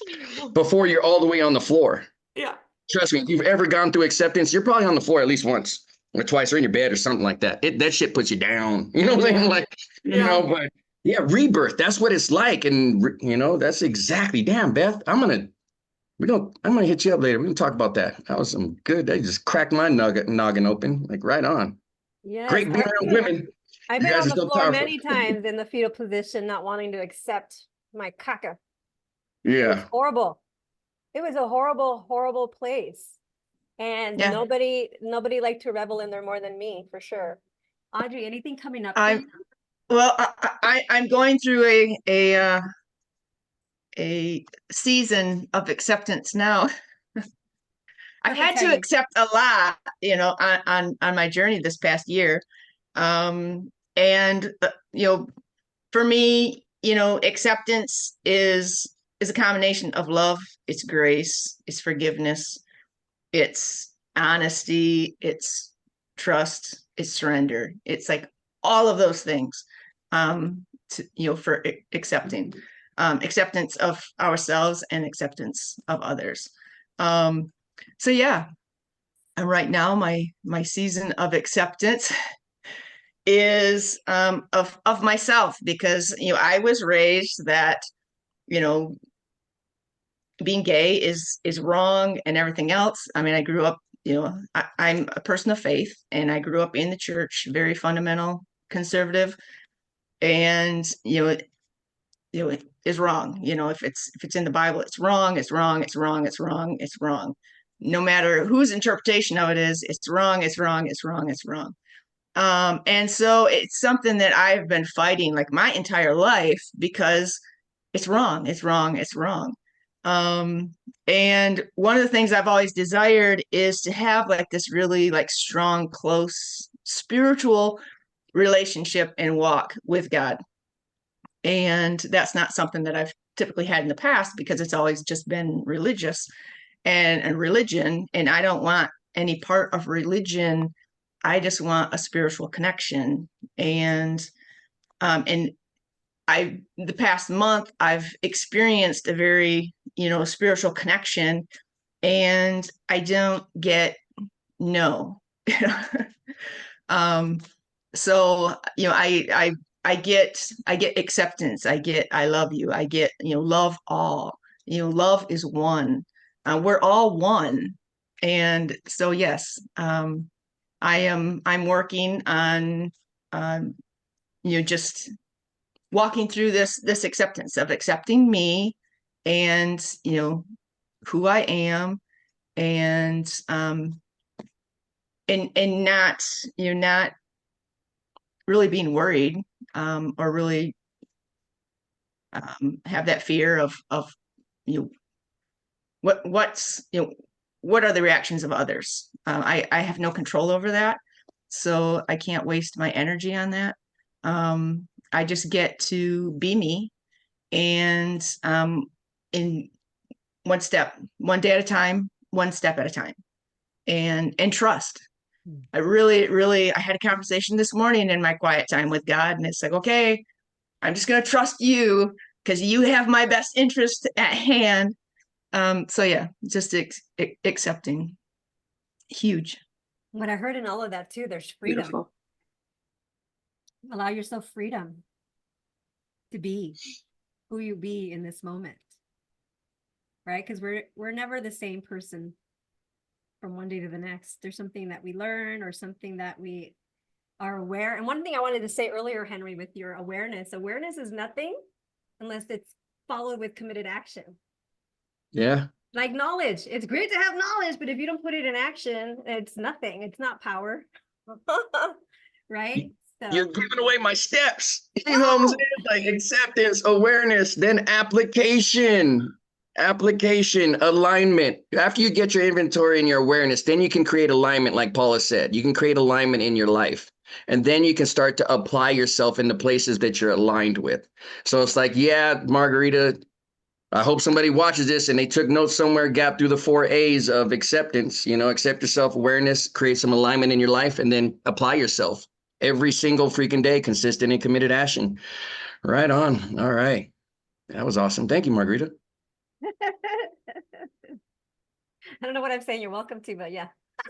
You I accept said it. the right thing, awareness, because it's like like Paula said, it's like the main thing. I hear Jim Rome in my head. He said, remove neglect. You want to live a better life? You want to live a life well lived? Remove neglect from your life. But you can't remove neglect. And when I heard that teaching from him, it was like, how do I remove a neglect? I got to accept the bad shit and choices that I've done. Okay. And then I got to take inventory of them so that I don't create blind spots and something hits me back over the head 9 months later. So it's like when you're accepting all this stuff, remove the freaking neglect out of your life. Take all those things that don't serve you, the bad attitudes, the bad energies, the religious folks that want to judge, all the judgment, get judgment away from you, create a safe space for you. Anybody that judges you is not really serving you. They're just feedback for you where you get to improve. So like, create your little friends. Look at us. Imagine if you were hanging out with us. Like what would it be like to hang out with us 6 folks right here and the ones that have been on before? Do you think you would have trouble accepting yourself, or that we would be your friend and guide you along, or your coach and guide you along and get you where you need to go? Like, imagine what this would be like. You may be sitting alone in your Zoom room alone right now, or alone and you're watching YouTube right now and just got this, but this is possible because you've heard all of us say that we've been there. We've all rebirthed over and over and over again. And just like Audrey's, I'm rebirthing right now. I'm rebirthing acceptance again right now. So am I.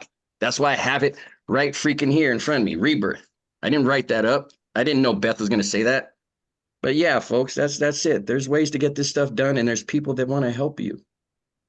Well, I can speak from being in the room with these beautiful people in a container of leadership, that I have fully accepted who I truly am, and I show up in my truth. And that is like the quirky coming up with songs that somebody will say something that sounds like a song to me, and I'll just bust into a song with my own lyrics to a song that is out there. And It's true. I didn't realize it is true, Yeah. right? I mean, Paula, you got an awesome one when you Yes, I did. And Henry, I asked you to be on my call with a rap. I've never rapped for anybody before. And what that created for me was seeing how much joy it brings people showing up in my truth. And I was like, oh my God, all these years that I robbed that joy from people because I was insecure about how bad I sang. I'm not a pro singer. I sing off key sometimes, and that's okay. And that's what I'm here to show, that it's okay. Be who you are, because there's freedom. And when people see you in your freedom, it's contagious and they want it too. So what I'm hearing, Margarita, is you've chosen vulnerability. You've acknowledged the power in you, and it has empowered you with living in a vulnerable life, which equates to freedom, right? Because like when you accept who you are and you feel good about it, like it feels good, like you're in that place where it's just like, yeah, this is me, shining bright. Hello, I accept this version of me. And then you go out and exude yourself in the world freely because you're powerful. Woo! Like that in itself is a purpose, living authentically and vulnerably. Like some people think that dreams and aspirations are outside of them. It's just like, like mine. Like I want to be prime minister, and I will be. You Cool. are going to be. Some people don't have like crazy dreams like that, or are reaching for them anyway. So it'll be like, oh, okay, let's check the authenticity to some dreams. My sister wants to be an Oscar winner screenwriter. I can see it. It's so possible. And so everything leading up to that, I'll be like, is that authentic? Is that true? And then she'll be like, whoo, that is authentic and that is true. And yeah, that's me. And then she's getting there and it's happening.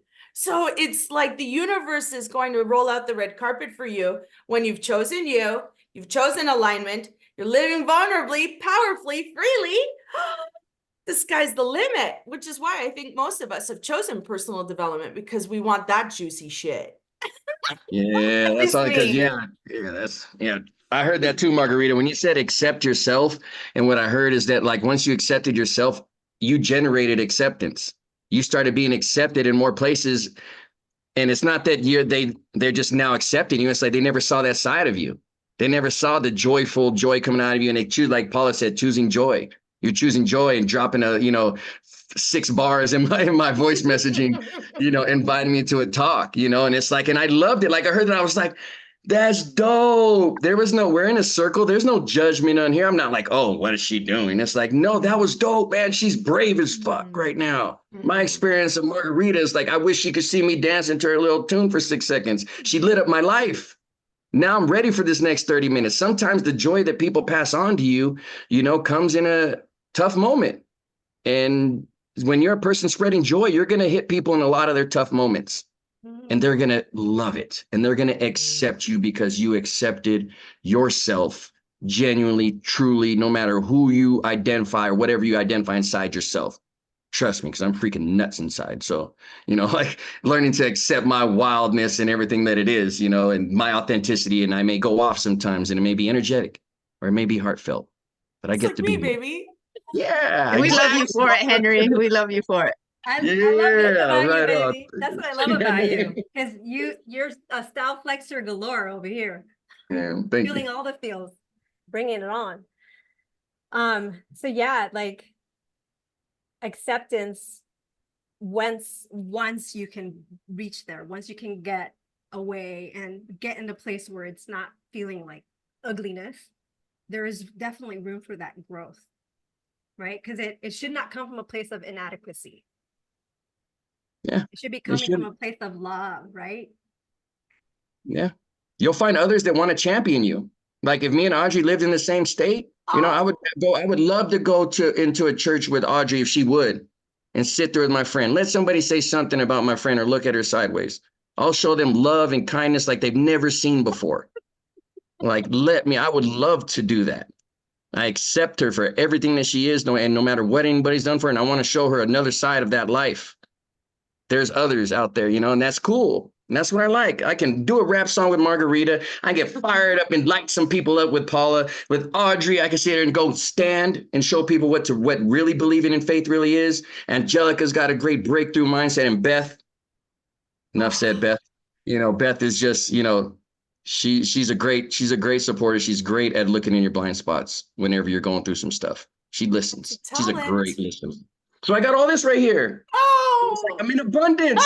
After all this acceptance, you get to learn to accept abundance of friends, of family, of help, of everything you thought you couldn't have before. I'll stop right there. That's awesome. Thank you, Margarita. We wouldn't be here today Yeah, if I didn't accept who I was. Yeah. In all the imperfections. Because up until December 6th, I was not showing up. I was not feeling good enough, not an expert of anything. I can sit here and talk to you blue in the face about certain topics that I'm passionate about, but I had all these boxes that weren't being checked of what I thought I needed to do in order to show up and be in giving generosity and of service. And when I realized that I was getting in my own way, and I accepted myself for who I am now, and appreciated the fact that I have everything that I need to know inside me now. I just got to trust myself and surrender to that. And when I did, I took a leap of faith and I jumped off the cliff. hoping that there would be a net. And then I started this series after the mastermind that I did, the 3-day mastermind, because I was fueled up by people like you who were showing up and speaking and being in such giving generosity. I was like, I can't stop now. I want to use this momentum because it's firing me up. And every Thursday, every morning, I'm like, oh, I don't want to do this. I don't want to do it. And I push forward because that's a commitment I made, right? It's my word. And that's what I'm working on, having a tension relationship with myself. And that means showing up for me, because this is what I want to do in the world. And it gave me permission to show up. And even though I'm doing it messy, even though I'm doing it not really knowing what I'm doing, all I know is that if I show up in my truth and in love and in giving generosity, I trust now that people like you will come. And the conversation is perfect every time. It's like perfectly generated and sourced, because that is the intention that was set forth for it. So when you set an intention for what you want in the world, you follow through with it. So what is your intention? Is it for pain? Is it for pleasure? Right? Because a lot of us feel like alive when we're feeling pain. And sometimes we get addicted to it. Because it's the only way that we feel. And then we don't like it. And then we want to reject it. But it's part of life. It's part of life, and it's a journey, and it's a process. It's like a dance. It's like the tango. It's a relationship, right? Like sometimes we step on each other's toes, i.e. your own, and sometimes it's not pretty, and sometimes it's horrible, and sometimes it's sexy, and sometimes it's not. And we just, new day, new moment, new day, new game, new results. New beginning. Yeah, I liked how you brought up, you gave yourself permission, and giving ourselves permission is huge. And then just, being willing is another big step. Yes. And what I'm starting to realize, that on the way down that cliff, there's no net on the bottom, because now I have wings. Oh, Yeah. I'm learning to fly. I'm learning to fly. It's hardest, but I ain't got wings. Is that Tom Petty? No, that one.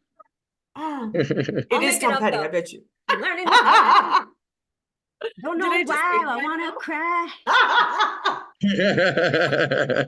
It's really cool up in here. It's in the sky. I don't know. Anyway. Yeah. So That's fun. So anything else coming up when you think of acceptance? Like any other place that we haven't covered? Like accepting. I would say after, Margarita, I would say after we like, if everybody followed all the steps that we've given them throughout this whole 2 hours, the one thing that they get to know is that it's the resistance, the adversary of blame, shame, and guilt of your past is not going to stop. It is going to keep coming for you because it's your weakness. It's going to want to take you down. It's going to want to stop you from all the acceptance and the loving that you're creating. Even sometimes when you feel good, it'll come out of nowhere. It gets louder too. Yeah, it gets louder. The harder that you get, it starts to resist you more. The more you start to choose your life and your love and your passion and your purpose, it starts to go, you're not that good enough. You start getting closer. You're not that. You're not that. You weren't that. What if they what if they remember what you did? What if they find out what you did in the past? What if they know that you were an addict? What if they know anything about you in the past that you don't like? They're going to come for you. The adversary, and it's you. It's you in that mirror every single morning when you start to weigh who you are and what you are in that moment. Do you look good enough? Do you feel good enough? Is your energy good enough? Because every day you do that check system to learn to accept where you're at, everything is not going to be all acceptance. There's going to be resistance. And you're going to have to learn to accept the resistance and that you get to level it up and fight harder. You just took on 3-5 things yesterday. You get to do it again today, because consistency is the only way to beat the adversary. The consistency creates discipline, and discipline is freedom, as I'm pretty sure all of us know.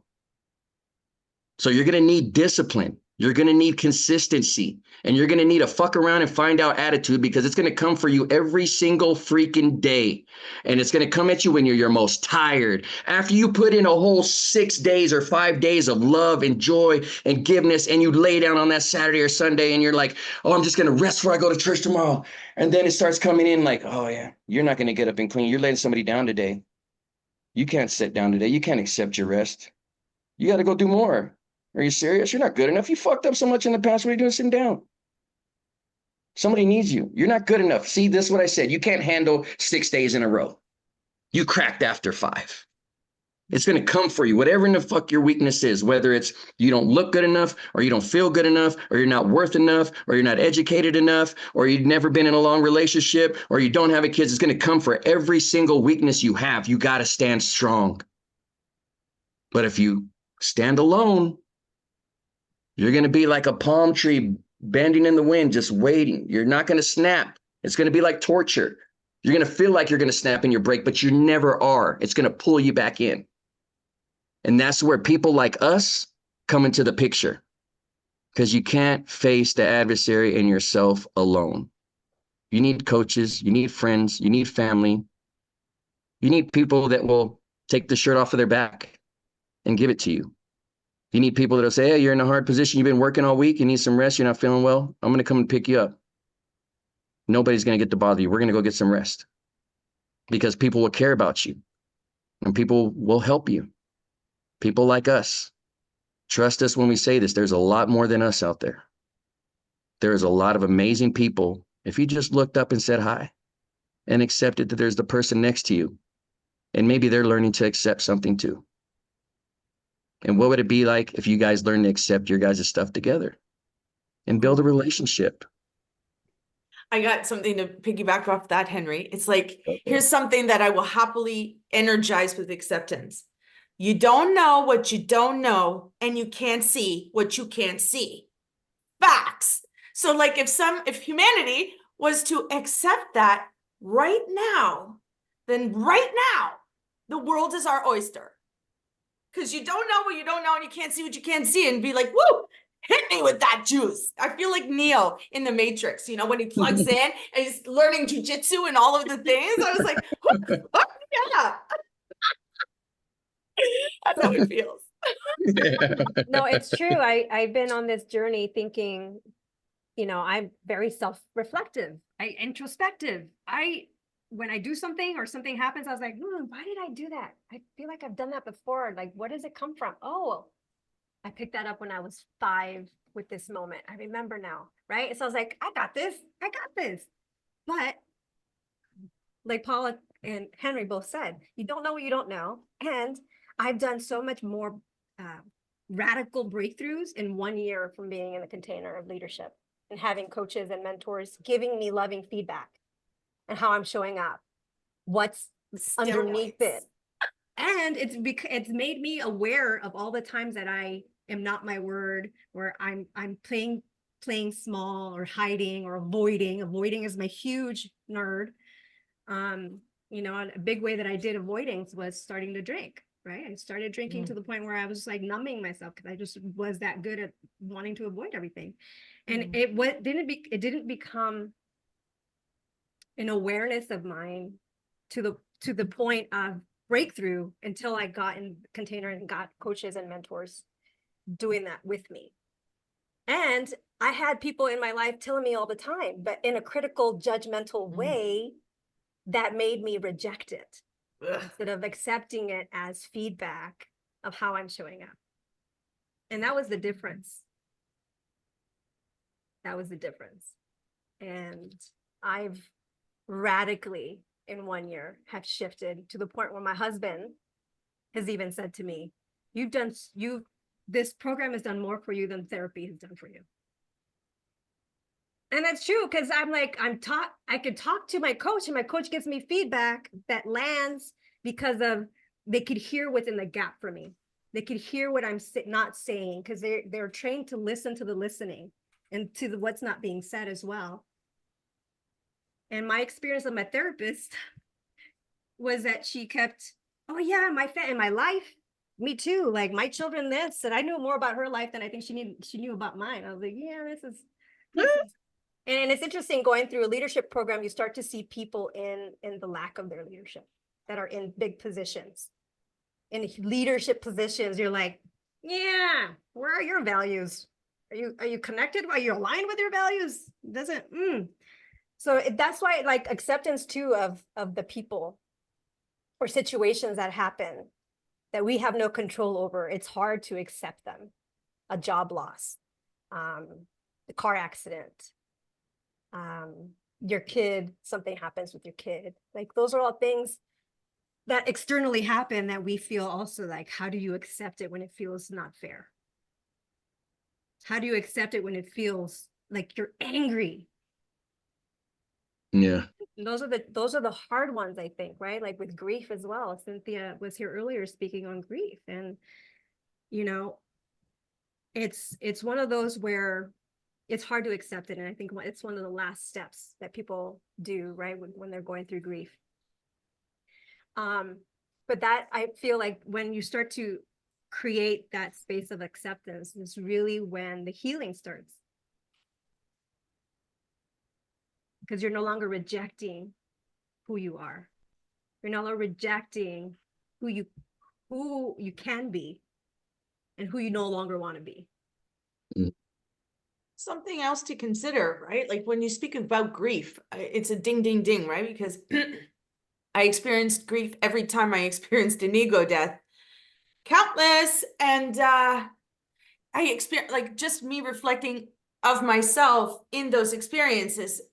I think why it was manageable for me is because I'm fucking tuned into my feelings. I have a very loving relationship with my feelings. So when my feelings come up, I'm like, whoo, let's talk about that. Whether it is sad, pain, rage, frustration, and even joy, right? I'll be like, whoa, that's a lot of joy, Paula. Let's take that down a second. Whoo! Because it asks as much of this body to experience the high levels of joy as it does to experience the high levels of sadness and pain and despair energetically, folks. So even though I'm experiencing a lot of joy, I still get to manage that, because then I would have all kinds of other health issues, right? Like to be hyper, it's not no bueno. So it's like I get to manage that. Oh, right. So I'm just trying to like, picture you woo. with too much joy. I'm tired. Body's tired and mind keeps going. Oh goodness. And so like just to say, it's like, okay, you're angry. That's okay. Let's talk about it. Let's clean it up. What is it? Why are you making it mean? Oh, you're sad? That's okay. It's okay. Oh, you want to be sad for a day? Okay. You want to be sad for a week? Okay. That's a long time to be in that energy. Do we really need to be there for that long? Let's talk about it, right? So let's accept our feelings. Yeah. Hey. Oh, just an idea. And one of the things that keeps presencing this week for me is how often people talk to themselves, getting curious. And I was like, I get to do more of that, but and in the non-judgment, loving way. You know, not in the way of hating myself, putting myself down. Henry just dropped off. Did he say bye? Yeah. Oh, okay, he did. All right. Well, as we're wrapping up this call, are there any final thoughts that you want to leave people with, or a tip on how to start the process, or anything? Like the best tool? The conversation, the self-conversation. And Having like, that conversation. I have a house guest, and I am tuned into myself, right? So like I'm doing what I got to do and I'm doing it vulnerably and authentically. And I'm not considering that she's in my space because like we are sharing space. And she's like, Jesus, Polly, 4 days with me. It's just like, you talk to yourself a lot. And I'm like, I'm so glad that I have somebody who's in my intimate sphere experiencing me and sharing vulnerably her experience. Just like, are you okay? I'm like, yes, I'm having the best time ever. It's fun, Margarita. Yeah, I'm gonna do that more. Go ahead. So on the flip side of that, like now I talk to myself a lot and process, and that's a beautiful thing. And I would say to the people who may numb, just like me, take time to listen to your body, because you may not be aware of the conversations and things that are coming up, but your body is your biggest messenger. So tune in and feel into what your body is telling you. And it may take time and practice, because if you're numb, you're distancing yourself, but begin to create that relationship with your body. And the more that you allow yourself to tune in and create that consistent practice, the more you will understand the messages that are coming to you in that conversation. Thank you. Yeah. Just, curiosity. Just like Angelica was saying, feelings, thoughts, whatever's coming up for you, what's underneath it. And then just keep asking, why, where's this coming from? Why am I feeling this? Why am I thinking this? Where did it come from? Where have I felt this before? Where, what other time? So just curiosity. One step at a time. I love that word, curiosity. In this case, it doesn't kill the cat. It builds her up. So I just want to thank everybody that came today and spoke so beautifully on acceptance. And for those out there still feeling disconnected, unaligned with who you truly are, take time, sit with yourself, listen, ask the questions, get curious. And remember, acceptance is an act of self-love and self-care. And it's there to build upon your fulfilling passion in the world. Because you matter, you are enough, and you got this. You don't get to do it alone. There are many people out there. There are support systems out there. There are free groups that you can be a part of and talk it out. And the more that you speak to people, the more you realize they're just like you. And they're all going through the same. Different story, the same thing. Carrying our fears, feeling not good enough, only wanting to be seen and heard. So from me to you, thank you for being here on this journey, coming back home to you. I love you guys.